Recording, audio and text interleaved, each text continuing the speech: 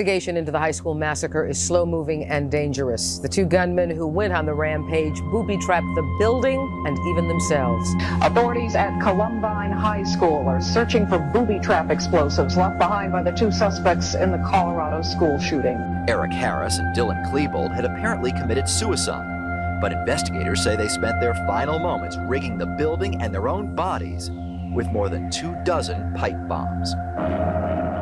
Amid the gunshots and bomb blasts, hundreds of students ran for their lives, stalked in their own school by two of their own classmates who went on a rampage. In fact, I woke up this morning after last night and yesterday's events just thinking it was all a nightmare.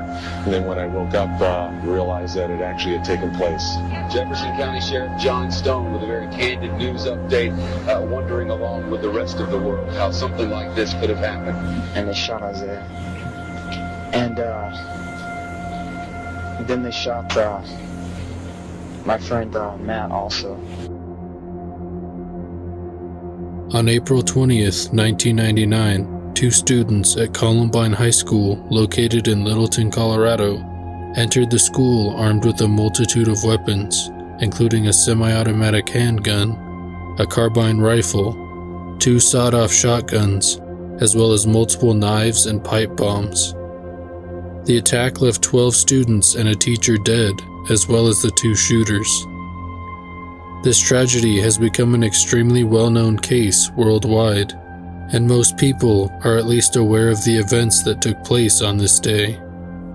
Though it unfortunately has spawned a series of copycat attacks over the last 2 decades that were initiated by people who had a strange obsession with the shooters or were just inspired by their actions.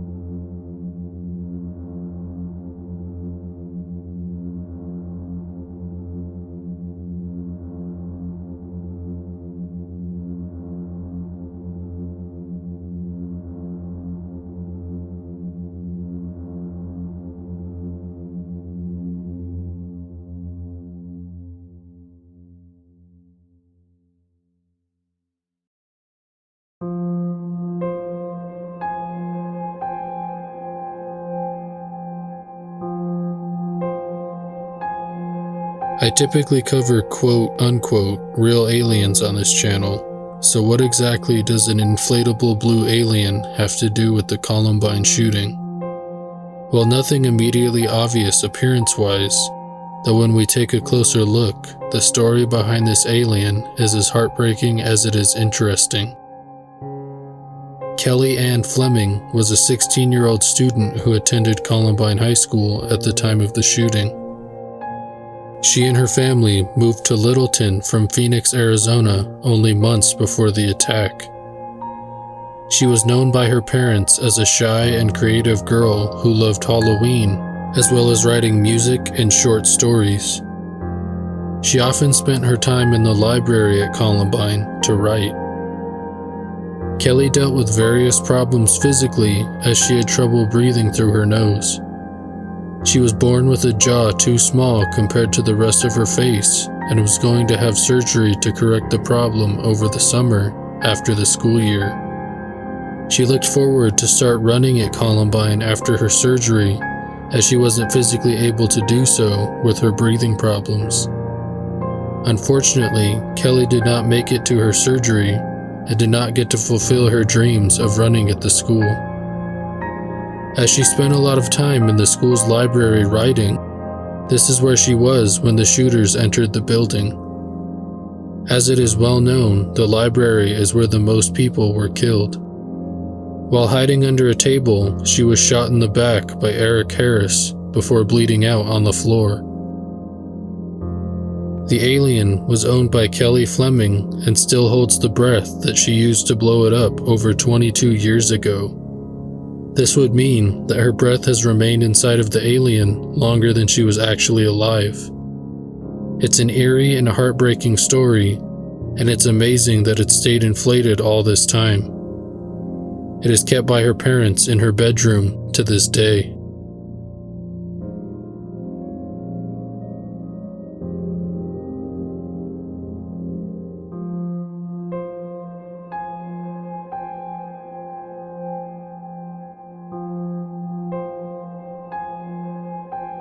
On May 4th, 2000, a little over a year after the shooting, a 17-year-old basketball player at Columbine was found hanging in the garage of his family home. Before hanging himself, Greg Barnes set Adam's Song by Blink-182 on repeat. This was the last thing he ever heard as he slipped into unconsciousness. As his still and lifeless body softly swayed, these haunting lyrics repeated in the background. I never thought I'd die alone, and you'll be sorry when I'm gone. It was said that Greg was struggling with the memory of the attack, as he witnessed teacher Dave Sanders being shot twice through a window as Greg hid in a science classroom. He was also very good friends with the 8th victim of the massacre, Matt Kechter, who was shot in the chest by Dylan Klebold while hiding under a table in the library. The trauma of losing his good friend, as well as reportedly witnessing Sanders being shot, was too much for him to cope with, and he unfortunately lost his internal battle with his demons. It's not absolutely known whether or not the events at Columbine were truly the reason for his death, though it seems to make the most sense as to why he did it. If so, this is truly a testament to the long-term effects that an event like this has on everyone involved. Though 13 lives were physically taken by the shooters, there were many more victims there that day who suffered and continue to suffer from the trauma that was brought into the school that day. It's absolutely harrowing to think about.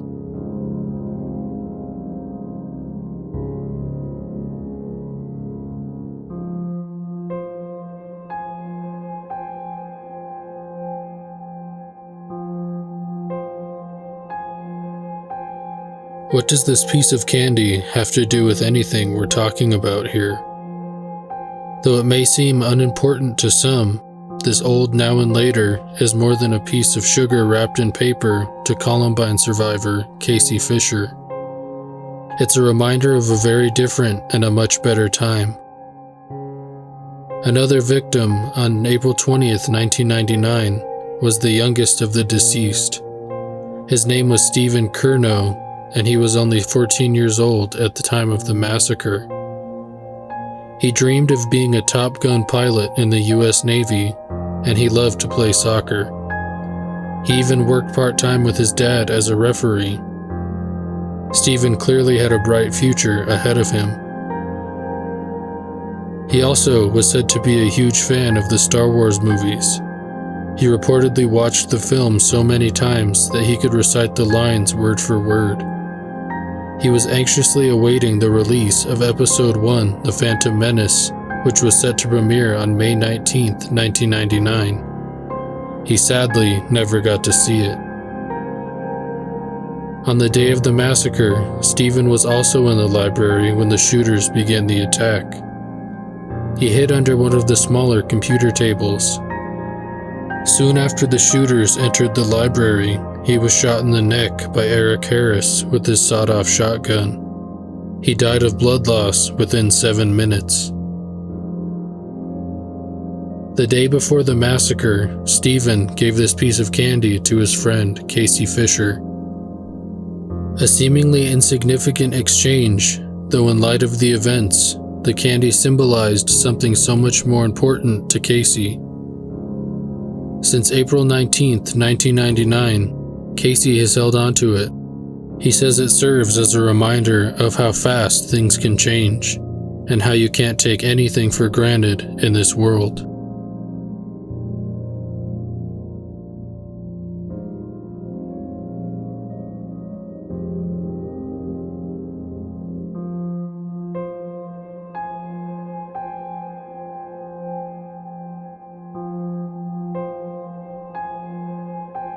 In 1990, a book was released by author Auleen Bates titled Final Exam. It was one of those fiction horror novels for teens that were popular at the time, and it really wasn't anything too out of the ordinary when it was released. As we fast forward to the events in 1999, people began to notice the strange similarities between certain elements of the Columbine massacre and the book written 9 years prior.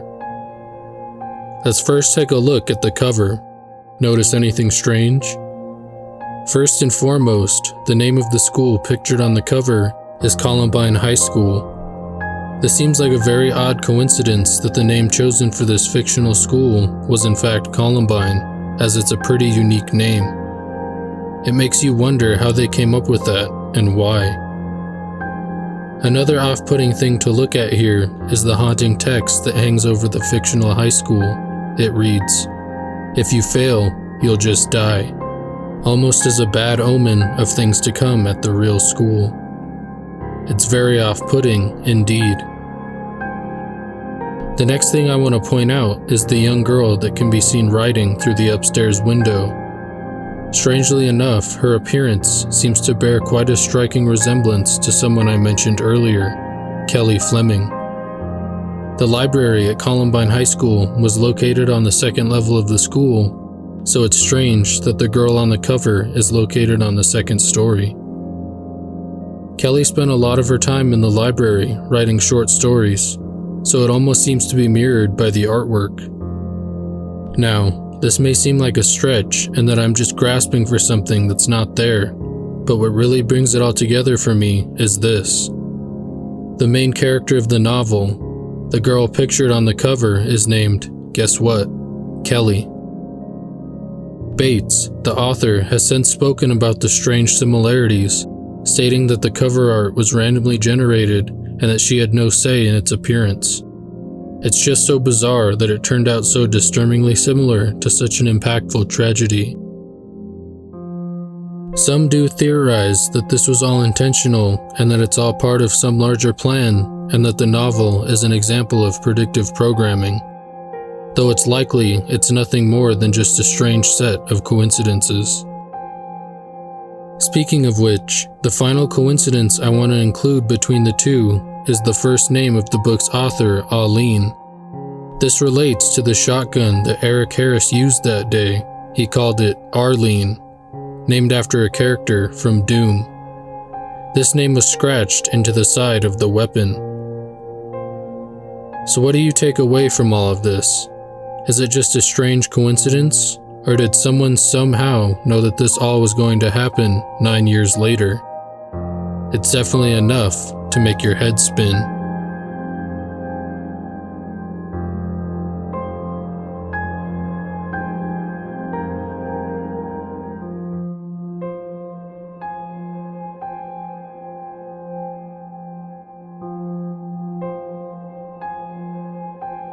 Sitting on the sidewalk outside during lunchtime, 17-year-old Ann Hochhalter and her two friends had no clue what they were about to be thrown into.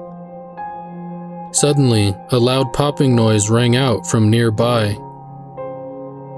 While looking in the direction of the noises, Ann recalls seeing a boy, presumably 15-year-old Daniel Rohrbo, falling to the ground, blood pouring from his leg. Her initial reaction was that this was nothing more than a prank, so she didn't immediately panic. Her friends began to run away, but by the time Ann went to do the same, she was struck in the back with a bullet. She fell to the ground, but when she tried to get back up, she was unable to. Her legs refused to work. Moments later, another bullet hit her under her right arm. She laid on the sidewalk losing blood as she went in and out of consciousness for the next 45 minutes. When she was finally spotted by paramedics, it was said that she was so pale that she looked dead. She mustered up the strength to lift her arms, flagging down help and ultimately surviving the entire ordeal. The gunshot to her back did, however, leave her paralyzed from the waist down. She was very forgiving and kind towards Dylan's mother, Susan Klebold, as she wrote a letter explaining that she harbors no feelings of ill will or hatred towards her or her family, stating, "I have no ill will towards you. Just as I wouldn't want to be judged by the sins of my family members, I hold you in that same regard." Anne clearly endured enough trauma for one lifetime from the shooting alone, though she regrettably was forced to face another terrifying tragedy when she lost her mother about 6 months later. The manner in which she died was very shocking. Just when things began to look up for the family, and they were getting seemingly more comfortable in their new routine of coping with Anne's injuries, the unthinkable happened.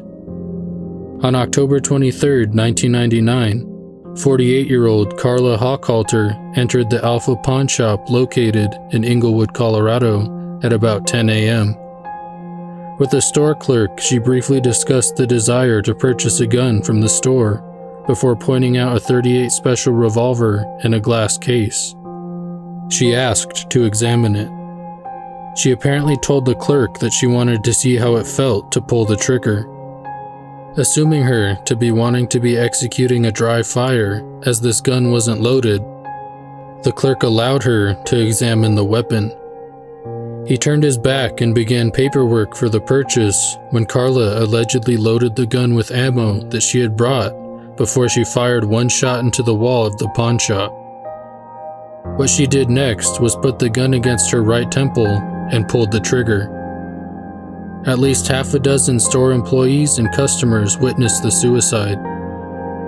Whether or not this was a result of the stress of coping with a now paralyzed child in the aftermath of Columbine remains unknown. All that she left behind was a goodbye note, apologizing to her family for what she was about to do. Even though Anne survived the shooting, this family was obviously placed under immense stress and anxiety, which could have proven to be too much to handle for Carla. Another life taken way too soon in direct relation to the deadly massacre at Columbine.